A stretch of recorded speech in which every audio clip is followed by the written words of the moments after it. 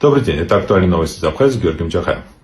Россия продолжает узаконивать свои интересы в Абхазии. Так, с 1 октября 2025 года в силу вступил закон об кадастре недвижимости в Абхазии. Теперь все процедуры, связанные с продажей, переоформлением недвижимости в Абхазии, должны фиксироваться в этом кадастре недвижимости. Это вообще было требование России, потому что сотни, тысячи случаев были, когда россияне покупали в Абхазии недвижимость, там нельзя официально покупать, они оформляли на каких-то абхазов. И потом их кидали россиян, и огромные деньги были потеряны ими. И теперь Россия требовала, чтобы был бы создан кадастр недвижимости, чтобы россияне видели, кому официально принадлежит та или иная недвижимость. Однако мы все знаем, что практически половина недвижимости в Абхазии, она вообще без каких-то документов. Это дома и квартиры, которые абхазы захватили во время войны, после войны, написали на двери «занято», вселились, и теперь они эти дома продают россиянам. И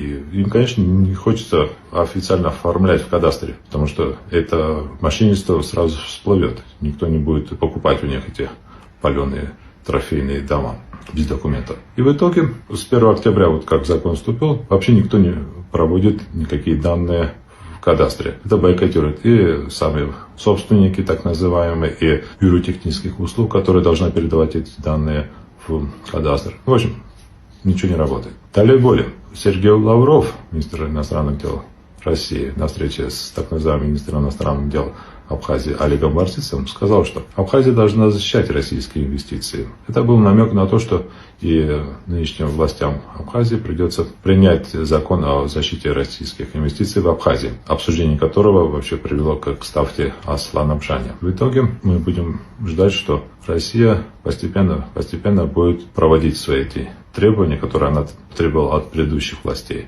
И закон о защите российских инвестиций, закон об апартаментах, и постепенно они так будут вселяться туда. Потом понаедут российские граждане и вообще русифицируют окончательно Абхазию. Это были актуальные новости из Абхазии с Георгием Чахаем.